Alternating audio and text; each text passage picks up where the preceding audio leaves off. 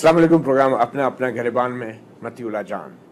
पूरे पाकिस्तान में जहां बिजली की कमी के बायस लोड शेडिंग ने आवाम को एक मुसीबत में मुब्तला कर रखा है और शहरी सड़कों पर हैं, हुकूमत के ख़िलाफ़ सरापा एहतजाज हैं।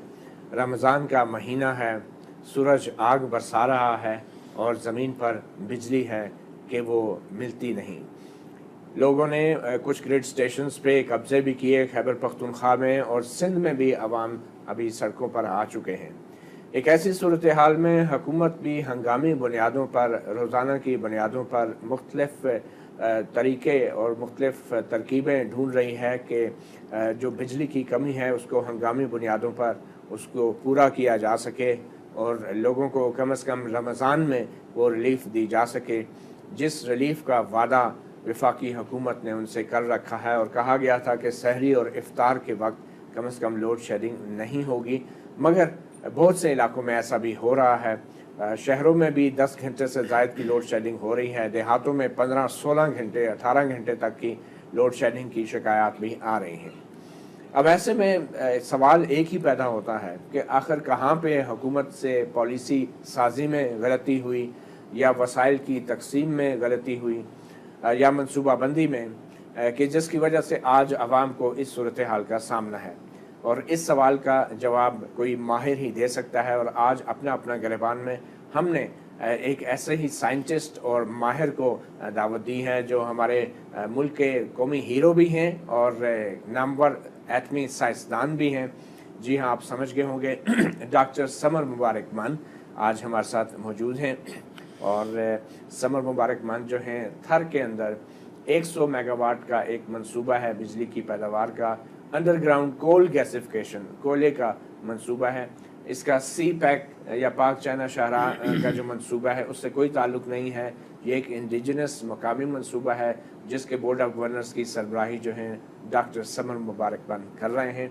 कुछ अर्सा पहले उन्होंने अपना गिरबान में ही एक इंटरव्यू में इंकशाफ किया था कि कुछ हुकूमती हल्के वो चाहते ही नहीं कि थर कोल अंडरग्राउंड गैसिफिकेशन का जो कोल गैसिफिकेशन का प्रोजेक्ट है वो चल सके, और इसलिए उन्होंने हुकूमत पर अपना असर रसूख इस्तेमाल करके इनके मंसूबे को बंद करवाने की कोशिश की। और चंद दिनों पहले तक ये मंसूबा तकरीबन बंद हो चला था, मगर अब एक अच्छी खबर आई है कि हुकूमत ने इनसे वादा किया है डॉक्टर समर मुबारक मान से कि वो कुछ रकम अब जारी करेंगे। और हुकूमत की तरफ से बहुत सी वजाहतें भी दी गई डॉक्टर समर मुबारक मान के उस इंटरव्यू के जवाब में जो अपना गिरबान में उन्होंने दिया था। आज एक बार फिर डॉक्टर समर मुबारक मान हमारे साथ मौजूद हैं। डॉक्टर साहब, तो पहले तो आपको मुबारकबाद देनी चाहिए, किस सतह पर ये अब वादा किया गया है आपसे, किस किस्म की कमिटमेंट की गई है और ये मसला कैसे हल होता नज़र आ रहा है आप? देखें जी, हमें फ़ंड्स आते हैं फेडरल गवर्नमेंट से और उसमें प्लानिंग कमीशन पहले फ़ंड्स रिकमेंड करती है, फिर मिनिस्ट्री ऑफ फाइनेंस जो है वो रिलीज़ करती है। तो प्लानिंग कमीशन के लेवल पे सेक्रेटरी साहब ने और एहसन इकबाल साहब ने मीटिंग की थी तकरीबन एक हफ़्ता पहले, और मुझे उन्होंने ये अश्योरेंस दी थी कि अब हम फ़ंड्स रिलीज़ करते हैं आपके लिए, और इस दौरान अगले 5-7 महीने में आपको फंड्स जो देंगे उस दौरान हम अपनी थर्ड पार्टी वैलिडेशन भी करा लेंगे और आपको बिज़नेस प्लान भी देख लेंगे, और उसके बाद फिर आगे चलता जाएगा प्रोजेक्ट।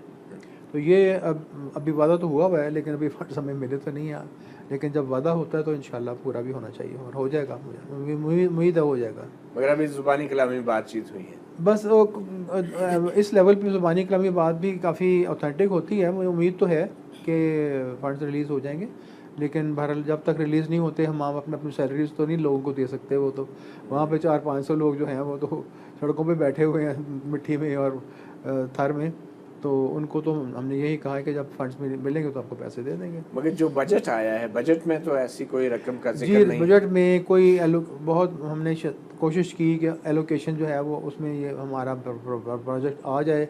अगर एलोकेशन हो तो उसमें रिलीज़ भी चलते रहते हैं स्मूथली, लेकिन एलोकेशन के वक्त तक तो शायद हम कन्विंस नहीं कर पाए या प्लानिंग कमीशन कन्विंस हो नहीं पाई। उन्होंने एलोकेशन में हमारे प्रोजेक्ट को नहीं डाला अगले साल फिर दोबारा, और ये दूसरा साल है लगातार के एलोकेशन में हमारे प्रोजेक्ट के पैसे नहीं रखे गए। फिर ये कहाँ से अदा करेंगे आपको? ये प्लानिंग कमीशन के पास मेरा ख्याल है एक बल्क एलोकेशन होती है, इस तरह की चीज़ मैंने सुना है, तो उसमें से करेंगे। बल्क एलोकेशन जहाँ पे 1000 बिलियन का PSDP होता है, वहाँ पे कुछ ना कुछ बल्क एलोकेशन रखी होती है। तो कितनी रकम की तवक्को है आपको? हमने उनको डिमांड बना के दिया है अभी दिसंबर तक के लिए, तो 500 मिलियन का, जो कि बड़े थोड़े पैसे हैं, लेकिन अगर इन्होंने फुल फ्लैश सपोर्ट देनी है तो हमारे बजट तो 2 बिलियन का दिया हुआ है, जो सिंध गवर्नमेंट ने रिकमेंड करके भेजा था कि 2 बिलियन हमें एक साल दिया जाए।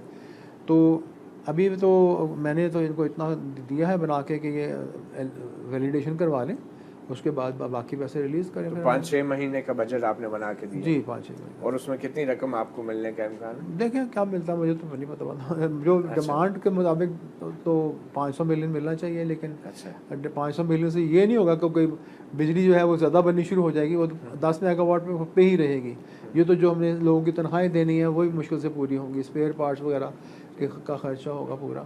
लेकिन प्रोजेक्ट को अगर एक आगे लेके जाना है तो दिल खोल के बगैर किसी रिजर्वेशन के, जो जिस तरह भी है, आगे 6-7 बिलियन और दरकार है 100 मेगावाट तक जाने के लिए, वो हमें इनको तो चाहिए 2-3 साल में दे दें ताकि हम आगे लेके जाएं पावर को। ठीक, मगर अभी आपने फिजिबिलिटी का जिक्र किया, तो आपकी जब मुलाकात हुई अभी सेक्रेटरी पावर से और फिर एहसन इकबाल साहब से भी, तो उस मुलाकात में क्या गिले शिकवे हुए फिर, और क्या छोड़े उसको, मतलब वो इत्तेफाक हो गया, मामला हल हो गए? फिजिबिलिटी की बात नहीं थी, है वो बात कर रहे थे, आप लोगों ने मीडिया में रिपोर्ट किया था जो कि थर्ड पार्टी वैलिडेशन हमने करवानी है।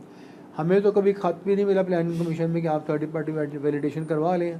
मैं तो यही कहा, मैंने कहा हमें तो कुछ आपने लिखा नहीं कि आप करवाएं वैलिडेशन, और वैलिडेशन अगर हम करवाते तो वो आपने कब मंजूर नहीं थी करनी, क्योंकि हम तो जाहिर है खुद करवाएंगे तो वो तो बात नहीं बनती ना।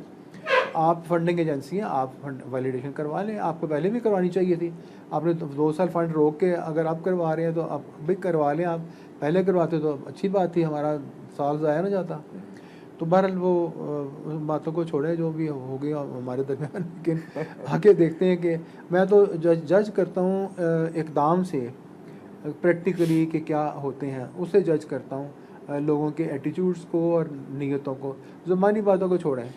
तो जब पैसे मिल जाएंगे तो बड़ी अच्छी बात होगी, और आगे प्रोजेक्ट को लेके चलेंगे, ज़्यादा मेगावाट्स पे जाएंगे तो वो उससे भी अच्छी बात होगी, क्योंकि मुल्क को बिजली की बड़ी सख्त ज़रूरत है, और बिजली जितनी ज़्यादा बन सके और साफ़ सुथरी बिजली बन सके और सस्ती बन सके, हमें सस्ती बिजली बनानी बड़ी ज़रूरी है हमारे। तो अभी भी आप अपने मौके पे कायम हैं कि आपके जो थर अंडरग्राउंड कोल गैसिफिकेशन प्रोजेक्ट की जो बिजली होगी वो 6 रुपये फी यूनिट तक की उसकी कीमत होगी, और वो सस्ती होगी, बजाय उन मंसूबों के जो थर कोल में एंग्रो के या हबको के लग रहे हैं उनसे बहुत सस्ती। देखिए जी, कोई अभी भी आप कायम हैं अपने मौके पे? देखिए ये कॉमन सेंस की बात है ना, कोई मंसूबा जो माइनिंग पे बेस्ड होगा उसमें माइनिंग के अखराजात शामिल होंगे बिजली की कीमत में, और जब माइनिंग के अखराजात डालते हैं आप, तो कोई भी माइनिंग का मंसूबा हम पाकिस्तान में स्पेशली थर में अगर आप माइनिंग करते हैं तो, क्योंकि थर के कोयला जो है उसकी हीट वैल्यू कम है और उसमें पानी भी शामिल है, तो आपको 2 किलोग्राम 2.5 किलोग्राम कोयला माइन करना पड़ेगा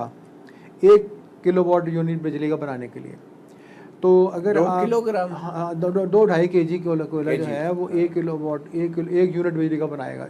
तो माइनिंग के कॉस्ट तो उसके हिसाब से आएगी ना कि कितना ज़्यादा आपको मिकदार में कोयला माइन 1 यूनिट बिजली, क्योंकि उस कोयले में पानी भी है 40-45%, वो भी आपको माइन करेंगे तो साथ ही पानी आएगा।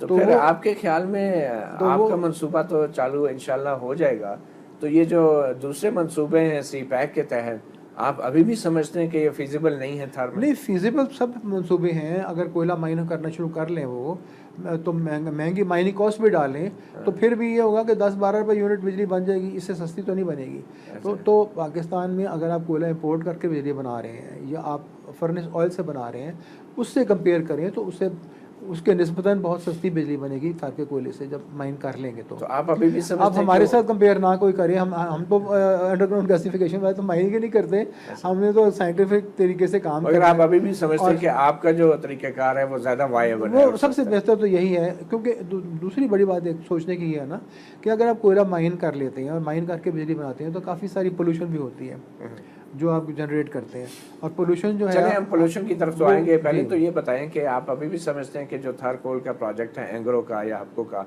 वो इम्पोर्टेड कोल के ऊपर करना पड़ेगा उन्हें? अभी तक देखते हैं, उनको टाइम देते हैं। माइनिंग अगर माइनिंग उनकी कामयाब होगी तो थर के कोयले पे चलाएंगे, ज़ाहिर है वो, और चलाना चाहिए भी, और यही उनका नस्बुल ऐन था। लेकिन अगर ना हुआ, अल्लाह ना करे वो माइनिंग फेल हो जाए, तो फिर इम्पोर्टेड कोल पे चलाना पड़ेगा, क्योंकि पावर प्लांट तो बन रही है और तकरीबन बन जाएगी सीपेक के तहत। तो जब पावर प्लांट बन जाएगी तो कोयला जहाँ से भी उनको मिला फिर चलानी पड़ेगी उसको। और वो कितना महंगा होगा फिर? बस वो तो इम्पोर्टेड कोल पे होगा, तो फिर वो 14-15 रुपये, तकरीबन 13-14 ऐसे कुछ कॉस्ट आएगी उसकी। अच्छा, क्योंकि आपने पिछले इंटरव्यू में कुछ बातें की थी कि एक 24 रुपये तक का वो आप कह रहे थे कि शायद वो फी यूनिट IPPs बनाते हैं, और जो बहुत फ़र्क है ऑब्वियसली। और कुछ लॉबीज़ हैं, कुछ मुफाद परस्त लोग हैं 6-7 के करीब ऐसे लोग जो कि ईवान इक़्तिदार पे दबाव डाल रहे हैं। तो फिर ये टसल और ये स्ट्रगल और ये कशमकश अभी जारी है आपके ख्याल में, या ये अब हुकूमत तो जी बल्क इलेक्ट्रिसिटी खरीदती है, IPP से भी, हाइडल भी आती है, न्यूक्लियर भी आती है, थर्कोल से भी जो अगर बनेगी तो वो भी आएगी, साहिवाल प्लांट से बनेगी, सारा एक एनर्जी मिक्स बन जाता है। उसमें जो महंगे कंपोनेंट्स हैं वो हुकूमत की एवरेज जो कोल बिजली की कीमत है उसको ऊंचा कर देते हैं, और जो सस्ते कंपोनेंट्स हैं जैसे हाइडल है फॉर एग्जांपल, या न्यूक्लियर है वो, या सोलर है, वो बिजली की कीमत को नीचे ले आते हैं एवरेज को। तो ये बल्क इकट्ठा जमा हो जाती है बिजली सारी, और फिर वो पब्लिक को डिस्ट्रीब्यूट होती है। तो जाहिर है गवर्नमेंट को ये देखने, ये कोशिश होगी गवर्नमेंट की कि हम सस्ती से सस्ती बिजली जो है इस मुल्क में बनवाएं, और ताकि हमारी एवरेज प्राइस कम। मगर हम आपको थोड़ा सा आपका वो इंटरव्यू का वो हिस्सा भी सुनाना चाहते हैं जिसमें आपने कहा था कि एक बहुत बड़ा स्कैंडल है, और ये एक बहुत बड़ा ये मतलब आपने एक इशारा दिया था कि बहुत बड़ी करप्शन का भी इसमें इम्कान हो रहा है। तो वो हिस्सा हम आपका इंटरव्यू को सुनाना चाह रहे हैं, और आपका अगर मैं अल्फाज दोहरा दूँ और आप सुन भी लें कि सीपक प्रोजेक्ट जो है वो बहुत बड़ा स्कैंडल है जो थर में है, और इम्पोर्टेड कोल जो है वो कोल फायर 1320 मेगावाट का जो प्रोजेक्ट है उसमें इम्पोर्टेड कोल आएगा, 400 किलोमीटर से दूर आएगा, और 350 किलोमीटर ग्रिड ट्रांसमिशन लाइन के ज़रिए उसको आगे पहुंचाया जाएगा। ये एक नज़र सुन लेते हैं हम, फिर आपसे भी राय लेते हैं। ये बहुत बड़ा एक स्कैंडल हो रहा है सीपीएक के प्रोजेक्ट का, जो थर में लग रहा है। मेरे प्रोजेक्ट ब्लॉक के साथ 2 किलोमीटर के फासले पे ब्लॉक 2 में सीपीएक का प्रोजेक्ट लग रहा है, कोल फायर्ड प्लांट लग रहा है 1320 मेगावाट का। आपको ये पता है कि वो प्रोजेक्ट जो है वो इम्पोर्टेड कोल पे लग रहा है। 400 किलोमीटर से पोर्ट कासिम से कोयला इम्पोर्टेड कोयल आएगा all the way to this that project, और फिर वहां से 350 किलोमीटर लाइन लेकर जाएगी बिजली जामशोरो नेशनल ग्रिड पे। तो वो वहां पे क्या क्यों लगाया हुआ थर में? फिर उसको थर का कोयला तो आपने खोदाई की 2 साल, और वो जब जहाँ पहला पानी आया नजर तो वहां पर रोक दिया, अब और कोई गड्ढा खोदने चले जाएंगे। वो तो प्रोजेक्ट थर के कोयले में बेस्ड ही नहीं है, उसके बॉयलर्स का डिजाइन है इम्पोर्टेड कोल पे। अगर थर के कोयले में से कभी कोयला निकल भी आए 5 साल के बाद खोद के, तो वो कोयले पे वो लिग्नाइट कोल है, उस पर वो प्लांट नहीं चलेगा, वो बिटुमिनस कोल पे उसके बॉयलर्स डिजाइन। तो वो लगाया किस लिए गया था? ओरिजिनली प्लान क्या था? जस्ट टू से कि थर से बिजली बननी शुरू होगी। हालांकि थर में लगाने की जरूरत नहीं। आप जैसे लोग आम फहम लोग समझे यार थर से बिजली बननी शुरू होगी, इसके अंदर ये तो धोखा हो गया है। जी ये धोखा नहीं, ये बहुत बड़ा स्कैंडल हो गया ये। जी डॉक्टर साहब आपने सुन लिया। जी तो अभी आप कायम है इस बात पे कि बहुत बड़ा स्कैंडल है, और ये मामला ये इस पे मजीद तहकीक की ज़रूरत है। और देखिए बात ये है कि अगर आप कोई भी पावर प्लांट लगाते हैं तो उसकी फिजिबिलिटी बहुत अहम होती है, और एक कोल माइनिंग पावर प्लांट के लिए ये इंतहाई अहम है कि पहले आप एक टेस्ट पिट बनाएं जिसमें माइन करके देखें कि माइनिंग कामयाबी से हो सकती है कि नहीं। तकरीबन सन 2005-06 में वर्ल्ड बैंक ने $25 मिलियन दिए थे पाकिस्तान को कि थर के कोयले को इस्तेमाल करने के लिए आप एक तजर्बाती टेस्ट पिट बनाकर देखें कि माइनिंग में क्या दुश्वारियाँ हैं, माइनिंग हो सकती है या नहीं, अगर हो सकती है तो किस कीमत पे कोयला आप माइन कर सकते हैं, ताकि आइंदा जितनी भी आप पावर प्लांट थर में लगाना चाहें जो थर के कोयले को इस्तेमाल करना चाहें तो आपको ये फिजिबिलिटी के तौर पे एक डेटा आपके पास मौजूद होगा। तो वो 3-4-5 साल वर्ल्ड बैंक ने पैसे $25 मिलियन फराहम किए रखे, लेकिन टेस्ट पिच किसी ने नहीं बनाया।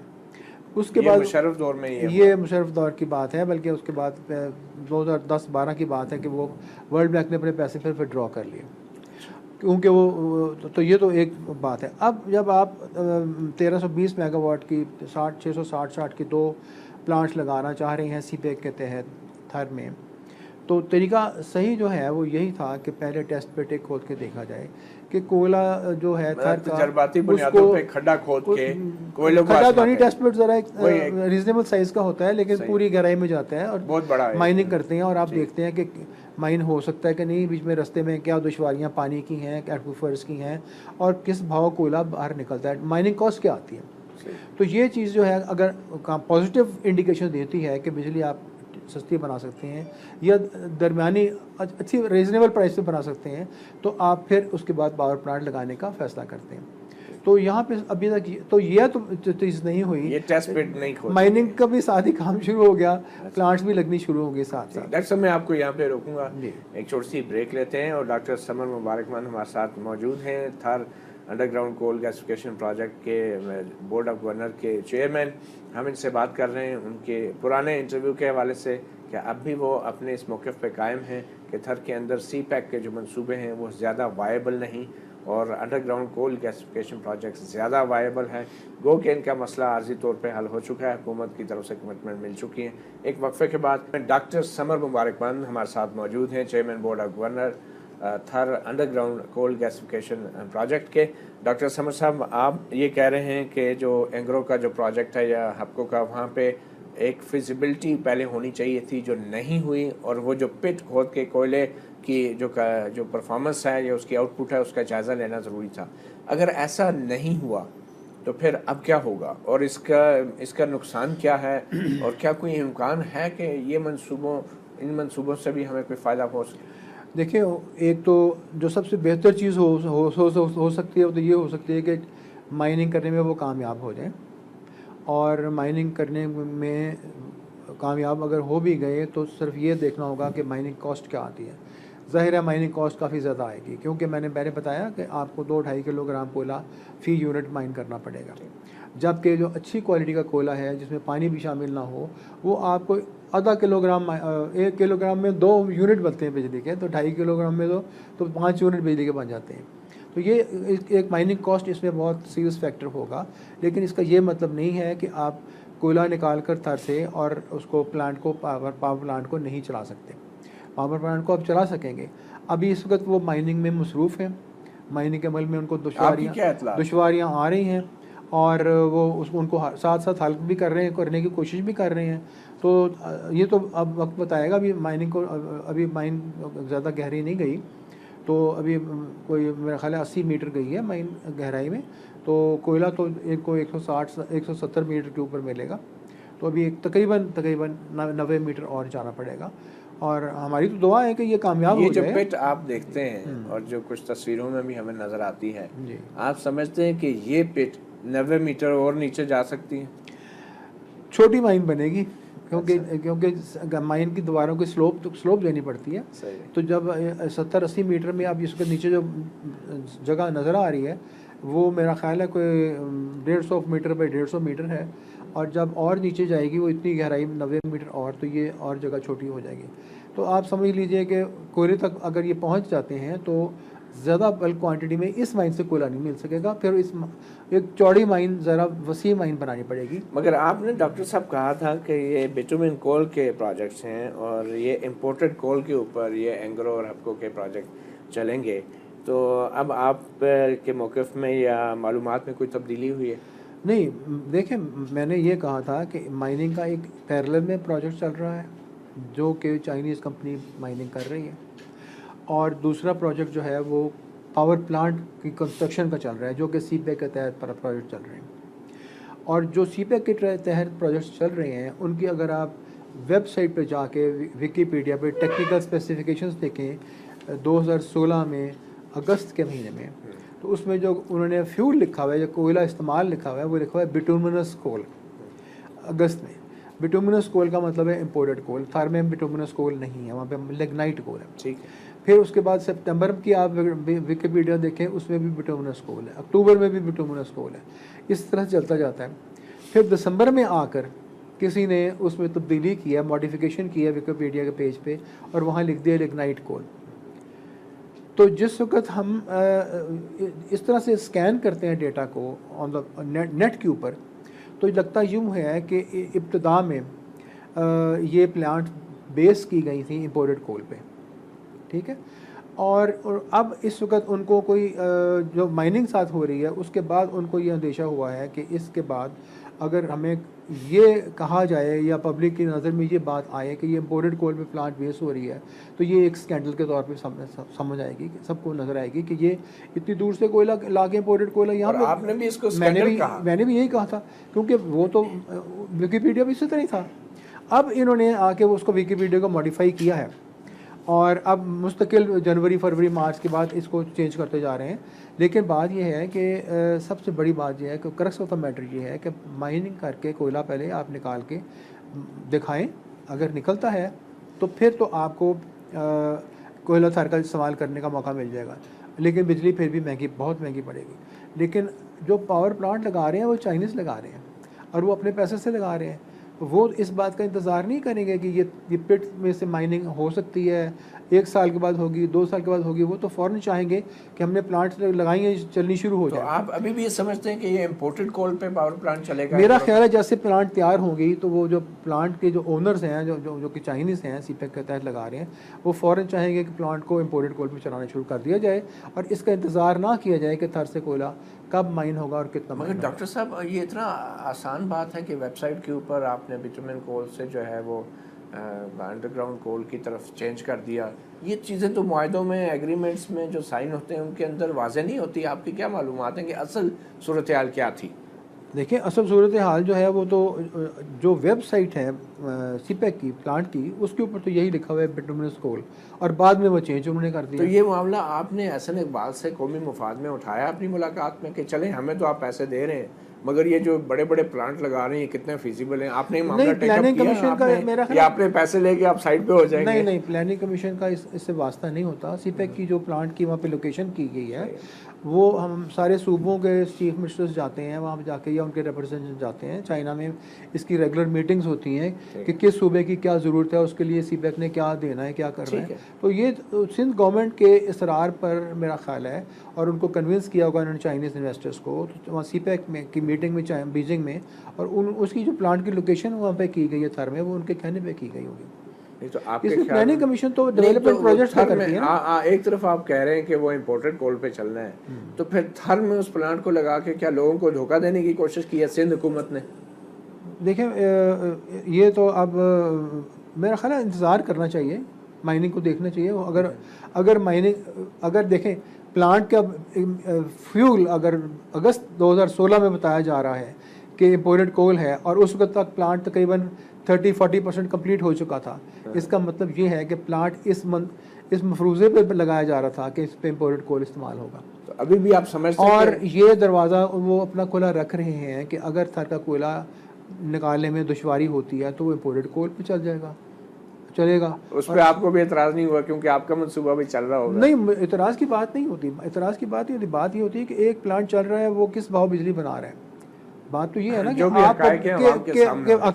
आवाम ने बिजली खरीदनी है। वो अगर वो प्लांट इंपोर्टेड कोल पे चलना है तो वो फिर वो कोयले की ट्रांसपोर्टेशन कराची से लेकर थर तक। डॉक्टर साहब, अपनी माहिराना राय देना। आप समझते हैं कि जो थर के अंदर जो एंग्रो का जो मंसूबा है या हप्को का जो मंसूबा है वो पाकिस्तान के मुफाद में है या नहीं है, या फिर स्कैंडल है जैसा कि आपने पहले कहा था? कोई तब्दीली है आपके मौक़िफ़ में? नहीं, देखें, मैं ये कह रहा हूँ कि ये जो मंसूबा है ये इंपोर्टेड कोल पर बेस किया गया था इनिशियली, और ऐसे ही रहा विकिपीडिया में 1 साल भर। और इस सूरत में जब कि आप एक इंपोर्टेड कोल पे प्लांट लगा रहे हैं और थर में लगा रहे हैं लाके, तो ये एक बहुत गलत स्टेप है। और ये स्कैंडल है, अभी भी आप समझते हैं? और ये एक स्कैंडल का लफ्ज़ इस्तेमाल कर लें आप, जो आपने किया है ना, मैंने किया है, मतलब मैंने किया है कि ये आप थर में लगा रहे हैं तो थर का इंप्रेशन तो यही दे रहे हैं कि थर का कोयला यूज़ करेंगे। तो फिर इंपोर्टेड कोल के ऊपर ये प्लांट इनिशियली क्यों बेस किया गया, और फिर विकिपीडिया को अब क्यों अल्टर किया गया 1 साल के बाद? लेकिन विकिपीडिया के पुराने प्रिंट आउट सारे मिल जाते हैं। अभी भी आप समझते हैं कि सब दाल में कुछ काला है? पुराने सारे प्रिंट आउट नहीं, वो मेरा ख्याल है ऑप्शंस अपनी ओपन रख रहे हैं। अच्छा, वो ऑप्शंस अपनी ओपन रख रहे हैं, और आप भी लगता है ऑप्शंस अपनी ओपन रख रहे हैं। अगर ये प्लांट कोयला माइन हो गया तो हम इसको चला लेंगे सारे पे, वरना इंपोर्टेड कोल में चलाएंगे। इसमें नुकसान कितना होगा फिर? देखें बिजली की कीमत में मेरा मतलब तीर या तुक्का वाली बात है मतलब। बिजली की जो कॉस्ट है फिर वो प्रोडक्शन कॉस्ट उसमें बहुत फ़र्क होगा। चलिए डॉक्टर साहब, ये तो बात हो गई थर्ड कोल अंडरग्राउंड कोल गैसिफिकेशन प्रोजेक्ट की। आपका जो प्रोजेक्ट है और दूसरे जो आपके राइवल है वहाँ पे उनका जो प्रोजेक्ट है। नहीं, हमारे राइवल नहीं है। थर का इतना वसी कोयला है उसमें कि अगर वो बिजली बनाते हैं या मैं बनाता हूँ या 20 और प्लांट लगती हैं तो वो कोयला ख़त्म होने वाला नहीं है, कोई राइवलरी नहीं होगी। और पाकिस्तान में जितना बिजली का डिमांड है, जितनी भी ज़्यादा से ज़्यादा बन जाए सबसे बिजली खरीदी जाएगी और इस्तेमाल होगी, इसलिए राइवलरी का वहाँ सवाल नहीं। अच्छा, ऐसा इकबाल साहब से जो आपकी मुलाकात हुई या सेक्रेटरी साहब से, तो क्या कोई ऐसा मामला तय हुआ कि अब आप जो है इन इश्यूज़ के ऊपर बात ना करें मीडिया से या कोई? नहीं, ऐसी कोई बात नहीं। ऐसी कोई बात नहीं, मतलब आप अपने मौक़िफ़ पे ऐसी कोई बात नहीं। मेरा मौक़िफ़ यही है कि हमें, आप अभी भी समझते हैं कि इन मंसूबों को नहीं चलना चाहिए जो महंगे पड़ेंगे ये मंसूबे? मैं ये समझता हूँ कि जो मंसूबे महंगे पड़ेंगे उनको आप क्या करें, उनका बंद कर दें? नहीं, देखें अब अगर लग गई है तो ज़ाहिर है इस्तेमाल में आए, लेकिन उनके साथ ये सपोर्टिव मंसूबे सस्ते इतने ज़्यादा और बना लेना कि एवरेज प्राइस बिजली के नीचे आ जाए। फॉर एग्ज़ाम्पल आपने अब लगाए हैं साहिवाल का प्लांट लगाया है, आप और लगा रहे हैं बिजली की, थर में भी लगा रहे हैं और भी लगा रहे हैं। फ़र्ज़ करें ये बिजली कैलकुलेशन के लिए मैं कह रहा हूँ 15 रुपये यूनिट फराम करते हैं या 12 रुपये, चले 12 रुपये देते हैं फ़र्ज़ करेंगे। अब आप हाइडल बिजली जो है वो बनाते हैं तकरीबन 3 से 4 रुपये यूनिट। जब आप दोनों को इकट्ठा करके बल्क देखते हैं तो उसकी कीमत औसतन 8 रुपये 9 रुपये आ जाती है, डिपेंड करता है कि हाइडल कितनी है और वो कितनी है।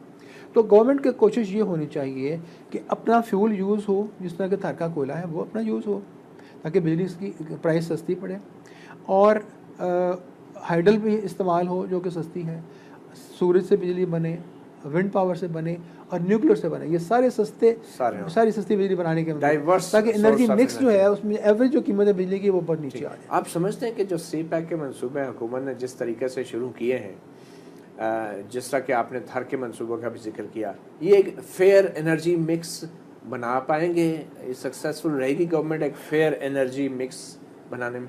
देखिए, ऑप्शन गवर्नमेंट के पास पूरी फुल हैं, बना सकते हैं जो एनर्जी मिक्स चाहें। इस वक्त जो नए मंसूबे आ रहे हैं सी पैक के, उसमें नेचुरल गैस पे भी आ रहा है। नेचुरल गैस बहुत सस्ती बिजली बनाएगी और बहुत साफ़ सुथरी बिजली बनाएगी। जितने ज़्यादा लगा लें गैस फायर प्लांट्स वो अच्छी बात है।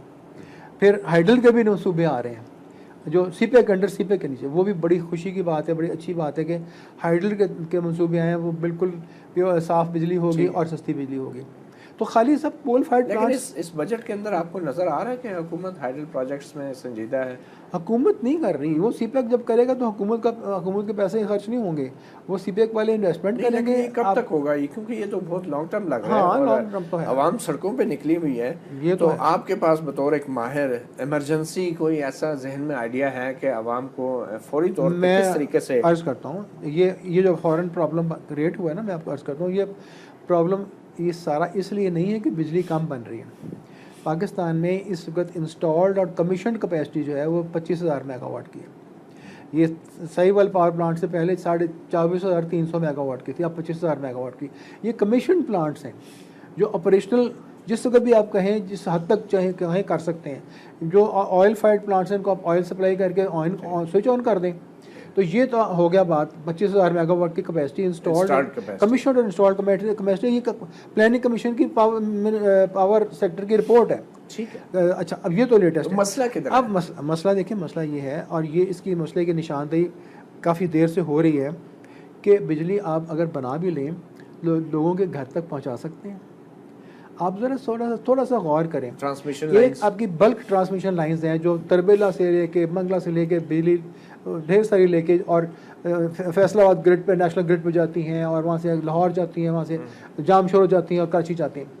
वो तो एक बल्क ट्रांसमिशन लाइंस है। उनका तो मसला सिर्फ इतना सा है कि वो उनकी तारें अगर आप और थोड़ी सी ऐड कर दें उन्हें केबल्स, तो जो लॉसेस हो रहे हैं वो कुछ कम हो जाएंगे। ठीक है, वो तो बात इतनी सीरियस बात भी नहीं है। असल मसला किधर है? असल मसला ये होता है कि आपके जो लोकल नेटवर्क्स हैं जो आपकी शहरों में लोगों के घरों में बिजली पहुंचाते हैं, जिस तरह लाहौर शहर है, उसके बाहर एक ग्रिड है, शाहदरे के पास एक बहुत बड़ा ग्रिड है जहाँ पे मंगला आके टर्मिनेट होता है, जहाँ पे तरबेला की लाइंस आती हैं वो आती हैं, वहाँ से अब आगे शहर को बिजली जा रही है। वो आप जाके देखेंगे उनकी हालत, खम्भों के ऊपर ट्रांसफार्मर लगे हुए हैं, लटके हुए खम्भों से, ट्रांसफार्मर के टर्मिनल ऊपर से लगे हैं, उनके ऊपर से तारें निकल रही हैं, वो लो वोल्टेज ट्रांसमिशन लाइन जो 220 वाली या 440 वाली उनमें जा रही है बिजली, उनमें से आगे लोगों के घरों में जब जाती है, स्ट्रीट्स में जाती है, सड़कों में जाती है, वहाँ छोटे ट्रांसफार्मर फिर लगे हुए हैं।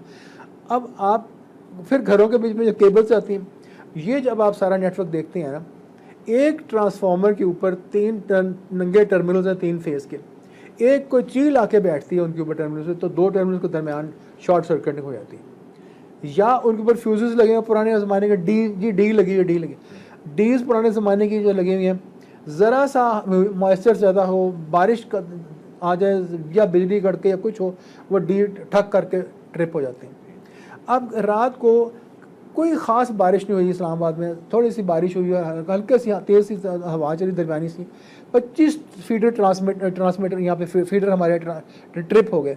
इस्लामाबाद के ये पुराना सिस्टम इतना नहीं है, G6 में होगा 1960 का सिस्टम, आगे F7 1970 में बना, F8 1980 में बना, करते करते यहाँ F11 तक अब आए। तो ये तो रिसेंट सेक्टर्स हैं, इसमें पुरानी इतनी चीज़, लेकिन हमारा जो सिस्टम्स है ना बिजली डिस्ट्रीब्यूट करने के, वो शहरों में, बड़े शहरों में वो 60-60 साल 50-50 साल पुराने हैं, और इतने दकियानूस हैं, और वायर्स इतनी पतली हैं, और उन पर लोड इतना ज़्यादा है। असल मसला ये लोकल ट्रांसमिशन और डिस्ट्रीब्यूशन सिस्टम में को बहुत ज़्यादा तो डॉक्टर साहब तवज्जो देनी पड़ेगी। आपकी माहिराना राय क्या है कि अगर कोई हुकूमत चाहे तो कितने जल्दी जो है इस सारे निज़ाम को, ट्रांसमिशन सिस्टम को, वो कितने अरसे में बेहतर कर सकती है? इस सवाल का जवाब एक हम मुबारकमंद से हमारे पास तवानाई के माहिर और कौमी हीरो एटमी साइंसदान, हम आजकल का जो बिजली का बहरान है पाकिस्तान में, उस हवाले से इनकी माहिराना राय मालूम कर रहे हैं।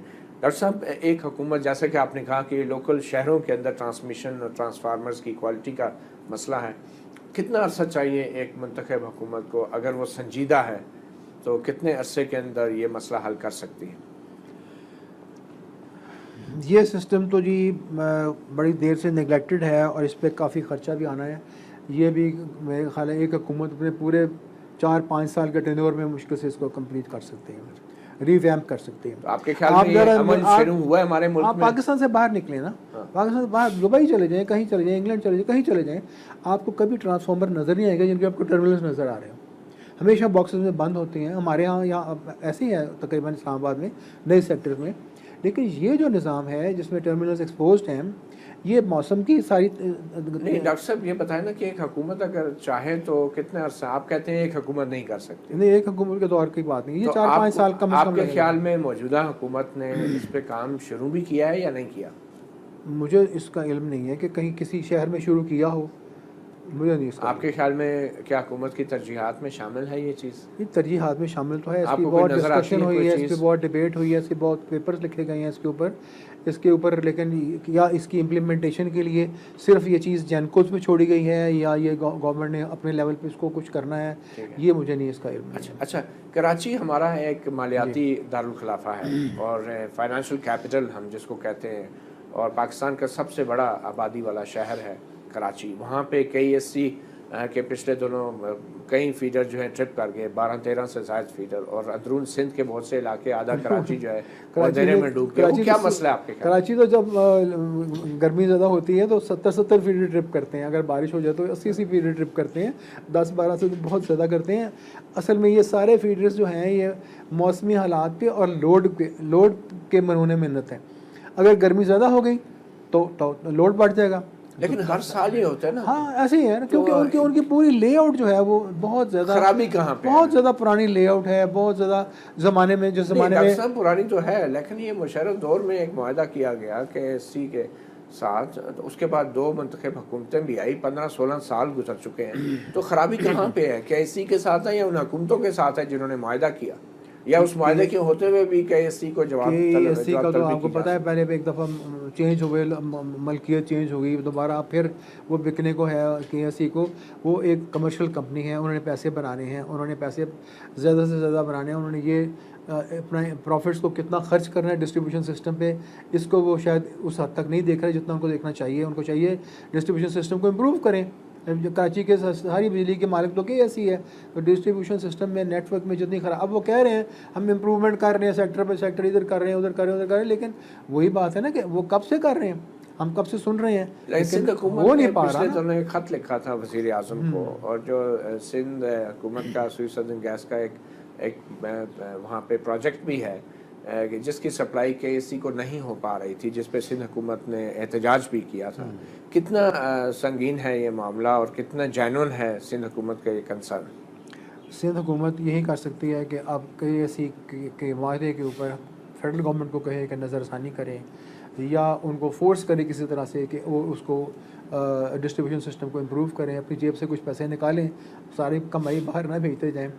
तो ये तो एक हरबा है जो कि सतही हरबा है ना, लेकिन जो मेन चीज़ है वो ये है कि distribution network has to be revamped, और KEC अगर नहीं करती तो फिर KEC को की ओनरशिप को चेंज किया जाए, और जो नया मुआहदा किसी से करें उसमें ये पहला क्लॉज ये हो कि वो इस नेटवर्क को under the supervision of the government उसको हमारे एक्सपर्ट्स देखें, उसको चेंज करें और 2-3 साल में उसको सारे को रिवैम्प करें। तो आप समझते हैं कि मुआहदे पर नज़रसानी की बड़ी ज़रूरत है। अच्छा डॉक्टर साहब, अभी जिस किस्म के एहतजाज हो रहा है आवाम की तरफ से देखने को मिल रहा है, सिंध में भी आपने देखा, खैबर पख्तूनख्वा में ग्रिड स्टेशनों पे कब्जे हो रहे हैं, तो इसमें किस कानूनी तौर पे इन ग्रिड स्टेशनों की और इन जो तनसीबात की हिफाजत की जिम्मेदारी तो सूबाई हुकूमत की है, मगर आपको क्या लग रहा है अगर ये मामला आगे बढ़ता है तो कितना मुतासर होगा हमारा? मेरा नहीं ख्याल कि ये मामला आगे बढ़े, क्योंकि ये जब लोग ऐसे करते हैं तो उनके घर पे बिजली तो फिर भी नहीं आती, जो आ रही होती है वो भी बंद हो जाती है। तो ये तो लोगों को खुद ही एहसास हो जाएगा कि ये डिस्ट्रक्टिव एटीट्यूड से और डिस्ट्रक्टिव पॉलिसी से इम्प्रूवमेंट नहीं हो सकती। मगर KP के गवर्नमेंट को ये तहफ़्फ़ुज़ात हैं कि उनको उनके हक का जो शेयर है बिजली का वो नहीं मिलता, सिंध हुकूमत को भी यही तहफ़्फ़ुज़ात हैं। ये तो अब मुझे नहीं पता कि शेयर कितना बनता है और कितना उनको मिल रहा है, ये तो डिस्ट्रीब्यूशन नेटवर्क्स की बात है, लेकिन नेशनल ग्रिड से तो सारे शहर कनेक्टेड हैं। नेशनल ग्रिड के बीच में से कोई किसी को ये नहीं कर सकता कि वहाँ पे बिजली की सप्लाई बंद कर दे किसी शहर की, ऐसा तो नहीं होता। लेकिन वहाँ पे आगे जेनकोज होती हैं, वो कंपनीज हैं वो जो डिस्ट्रीब्यूशन करती हैं शहरों की, तो वो तो एक निज़ाम पूरा बना हुआ है और सारे सूबों के एग्रीमेंट से बना हुआ है। अच्छा डॉक्टर साहब, अगर ये CPEC के जो मंसूबे हैं जितने भी पावर के, अगर ये 4, 5, 6 या 8 सालों के अंदर ये मंसूबे वो सलाहियत पे काम नहीं कर पाते जिस सलाहियत की बुनियाद पे ये मुआहदे हुए थे, और हमें एक इशारा तो मिल जाएगी, लेकिन अगर बिजली के मंसूबों से वो सलाहियत ना मिली तो फिर इसका क्या पाकिस्तान के लिए नतीजा? हुकूमत पाकिस्तान को ने एक जॉइंट टीम बनाई हुई है चाइना गवर्नमेंट के साथ, जो इनको ऑब्जर्व कर रही है, इनकी प्रोग्रेस ऑब्जर्व कर रही है, इनकी इम्प्लीमेंटेशन को देख रही है कि ठीक तरह से इम्प्लीमेंट हो रहे कि नहीं हो रहे। दोनों ममालिक ने मिल के ये एक जॉइंट टीम बनाई हुई है और वो देख रही है इनको। तो हमें नेगेटिव नहीं होना चाहिए, हमें इंशाल्लाह उम्मीद रखनी चाहिए कि ये सारा काम अच्छी तरह से होगा। लेकिन अगर कहीं पे हम नज़र आए कि किसी कंपनी में कमज़ोरी है या कोई मनसूबा ठीक तरह से उसमें पोल्यूशन को कंट्रोल करने का निज़ाम नहीं लग रहा, या उसकी स्पीड स्लो है, वैसे नॉर्मली तो आप देखा है सही बात तो बड़ी जल्दी से उन्होंने कंप्लीट किया, तो कोई वजह नहीं है कि हम नेगेटिवली इसके बारे में सोचें, लेकिन फिर भी मॉनिटर करना चाहिए और पाकिस्तान को अपने मफाद को सामने रख के मॉनिटर करना चाहिए। अच्छा, पाकिस्तान को अपने मफाद को सामने रखते हुए तवील मुद्दत मनसूबाबंदी भी करनी चाहिए जी, और आपके ख्याल में उसमें सबसे अहम पाकिस्तान की तरजीहात में क्या होना चाहिए? पाकिस्तान की अपनी तरजीहात में ये होना चाहिए कि जितनी भी यहाँ पे एनर्जी प्रोड्यूस हो रही है, खा बिजली हो या गैस हो, जो ये सारी कोशिश करनी चाहिए कि एक तो सस्ती हो, और वो उस सूरत में हो सकती है कि आपके अपने रिसोर्सेज आप इस्तेमाल करें। वो क्या हो? आप अपना शेल ऑयल इस्तेमाल करें। शेल ऑयल्स की एक्सप्लोरेशन पे हमें फौरी तौर पे इन्वेस्टमेंट करनी चाहिए। बहुत एक्सपेंसिव है शेल ऑयल। नहीं, कोई एक्सपेंसिव नहीं है शेल ऑयल पे फौरी तौर पे। ये शेल ऑयल को थोड़ा वजाहत कर दें कि ये कौन सा है शेल ऑयल आम आदमी के लिए? शेल ऑयल और शेल गैस वो है जो कि जब आप ज़मीन की सतह से नीचे जाते हैं 8-10 हज़ार फुट की गहराई पे, तो पाकिस्तान की जो पूरा सरफेस एरिया है उसका 3/4 जो है उसके नीचे वहाँ पे उस गहराई में आपको वो रॉक फॉर्मेशंस, वो पहाड़ पत्थर मिलते हैं, बड़े बड़े रॉक्स मिलते हैं जिनके अंदर तेल भरा हुआ है, जिनके अंदर गैस भरी हुई है, स्टोर्ड है। पाकिस्तान में कितना पोटेंशियल? पाकिस्तान में इसका पोटेंशियल तकरीबन 160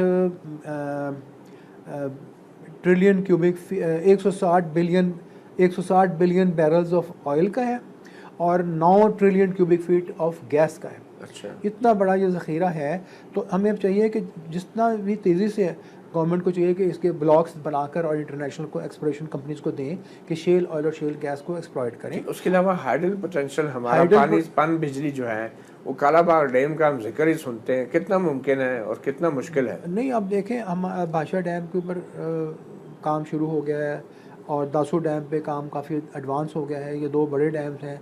अखोड़ी डैम पे काम अब होने लगा है, उसकी भी फिजिबिलिटी बन गई है, तो ये भी एक बड़ा डैम है। उसके अलावा भी और भी डैम्स जो हैं थोड़े छोटे साइज़ के run of the river projects हैं नॉर्दर्न एरियाज़ में, उनको एक्सप्लॉइट करना चाहिए। लेकिन कालाबाग डैम के ऊपर आप क्या कहेंगे? कालाबाग डैम पे तो मैं ये कहता हूँ कि उसको अगर आप ये समझते हैं, जो समझना क्या है, जो सारी कंट्रोवर्सी है अब तक वो यही है कि अगर आप डैम बनाएंगे तो नौशहरा और उसके बहुत सारा इलाका उसमें सबमर्ज हो आपकी क्या राय है? मेरी ये राय है, नहीं मेरी ये राय है, ये मैं पहले दोहराता हूँ कि लोग क्या बिलीव, लोगों के जहन में क्या है, लोगों के जहन में ये कॉन्सेप्ट है कि पानी आप उसमें से डाइवर्ट कर देंगे, कैनाल बना कर ले जाएंगे, सिंध जो है वो ड्राई हो जाएगा, डेजर्ट बन जाएगा और नौशहरा डूब जाएगा, यही है ना? सही। तो अगर हम ये सोचें कि हम इसको कालाबाग डैम को एक सिर्फ पानी का रिजर्वायर बना लें, इसकी लेवल थोड़ी सी हाइट कम कर लें, रिजर्वायर बना लें जो नौशहरा तो ना डूबेगा, एक तो ये हो जाए।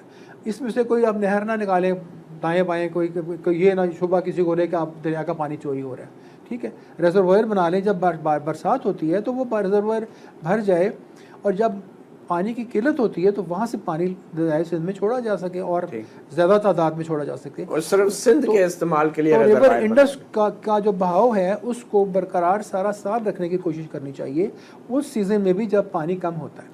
तो ये रिजर्वायर जो है एक बहुत बड़ा रिजर्वायर यहाँ बन सकता है। तो ये रिजर्वायर सिर्फ सिंध के इस्तेमाल के लिए होगा? नहीं, दरिया के अंदर पानी आगे जहाँ जहाँ नहरें जाती हैं, पंजाब को जाती हैं, बलूचिस्तान को जाती हैं, सिंध को जाती हैं, वो निज़ाम सारा फीड होगा ना, ये शुमाल में है ना। तो आप कहते हैं कि बनना चाहिए, बनना चाहिए, उसको मॉडिफाई करना, डिज़ाइन को, उस डिज़ाइन को मॉडिफाई करके। बिल्कुल। और अगर कालाबाग डैम नहीं बनता तो और बना लें, बहुत से डैम बन सकते हैं। फिजिबिलिटी 3-4 डैम्स की बनाई हुई है, तवानाई के हवाले से मुंडा डैम की बनाई हुई है, मुंडा डैम को बना लें। तवानाई के हवाले से कितने बड़े चैलेंजेस हैं पाकिस्तान को? देखिए, तवानाई अगर आपने लेनी है ना, तो बेस्ट चीज़ तो है वो ये है कि जहाँ बिजली की ज़्यादा ज़रूरत है उसके करीब तरीन जगह पे आप बिजली बनाएं ताकि ट्रांसमिशन लॉसेस ना हो। और ट्रांसमिशन लाइन की कॉस्ट भी बड़ी होती है। तो आप अगर सिर्फ इन डैम्स की बात कर रहे हैं तो आपको बिजली सारी यहाँ से लेके और मैदानी इलाकों तक ले जाने में 600-800 किलोमीटर ट्रांसमिशन। तो अगर आप सुई गैस पे या नेचुरल गैस फायर्ड प्लांट्स लगा लें जहाँ पे बिजली ज़रूरत है उस शहर के करीब, तो सबसे अच्छी चीज़ वो है। गैस आप एक पाइपलाइन के ज़रिए लाएं, वो वहाँ पे पाइपलाइन से गैस वहाँ पे प्लांट लगाए और ट्रांसमिशन लाइन 30 किलोमीटर के ट्रांसमिशन लाइन लगा के उस शहर को बिजली दे दें। तो छोटी बड़ी पावर प्लांट शहर के रिक्वायरमेंट के मुताबिक जहाँ जहाँ ज़रूरत है वहाँ लगाते जाएँ और गैस से फीड करें। अच्छा, मतबादल जो चाहे वो शेल गैस हो, चाहे वो इम्पोर्टेड गैस हो, चाहे वो आपकी अपनी गैस। ठीक है। शमसी तवानाई के हवाले से, सोलर एनर्जी के हवाले से कितना पोटेंशियल है? और जी, सोलर एनर्जी के बारे में तो यही है कि वो सिर्फ आपके नेशनल पावर डिमांड को सप्लीमेंट कर सकती है, यानी कि उसकी कमी के वक्त या पीक आवर जब दोपहर के होते हैं उस वक्त कुछ वो बिजली ग्रिड पे डाल सकती है। बलूचिस्तान के लिए 24 घंटे वो बिजली नहीं जनरेट। ठीक है, बलूचिस्तान के लिए इस बजट में सोलर एनर्जी को इंसेंटिव दिए गए हैं बलूचिस्तान के लिए। अच्छी बात है, बहुत अच्छी, क्योंकि वो स्कैटर्ड पॉपुलेशन है। तो कितना पोटेंशियल है बलूचिस्तान के हवाले से? बलूचिस्तान के हवाले से सोलर का पोटेंशियल भी बहुत है। धूप तो मैंने सीखी वहाँ की धूप, स्कैटर्ड आबादी भी है, आबादी है, छोटी छोटी आबादी है स्कैटर्ड। तो वहाँ पे लोकल आप सोलर प्लांट्स लगा लें, लेकिन सबसे अच्छी बात है वहाँ विंड मिल्स लगा लें, वहाँ हवा बहुत तेज़ चलती है, तो वहाँ पे लोकल विंड मिल्स लगा लें। एक लगा लें अगर छोटी आबादी है, अगर बड़ी आबादी है तो 4 लगा लें, 2 लगा लें, वो भी आपको, और वो 12 घंटे नहीं 24 घंटे चलती हैं। चलो ठीक जी, बहुत शुक्रिया डॉक्टर समर मुबारकमंद। अपना गिरबान में हमने कोशिश की ये जानने की, एक तो जो था कोल अंडरग्राउंड कोल गैसिफिकेशन प्रोजेक्ट था इनका, जो कि रुकने का खदशा हो गया था। अब हुकूमत ने एक बार फिर इनसे वादा किया है इनको दोबारा वो रकूम और बजट फराहम किया जाएगा जिसका पहले वादा था। और इसके साथ साथ दूसरे जो कोल प्रोजेक्ट्स हैं थर में, उस हवाले से भी हमने बात की। डॉक्टर समर मुबारकमंद अभी भी अपनी माहिराना राय की हद तक इस मौक़िफ़ पे कायम है कि ज़्यादा फीसिबल जो है वो अंडरग्राउंड कोल गैसिफिकेशन प्रोजेक्ट है। देखते हैं अब आने वाले वक्तों में हर के उम्मीद लिए। कर सकते हैं और दुआ ही कर सकते हैं कि पाकिस्तान में जो बिजली का बहरान है, जो तवानाई का बहरान है, वो हमारी मुंतखब क़यादत की फ़हम व फरासत के साथ जल्द हल हो और ये रमज़ान का महीना और ये गर्मियों का मौसम जो है वो अच्छे तरीके से गुजर जाए। अपने गिरबान से इतना ही। मतीउल्लाह जान को इजाज़त दीजिए। अल्लाह हाफ़िज़।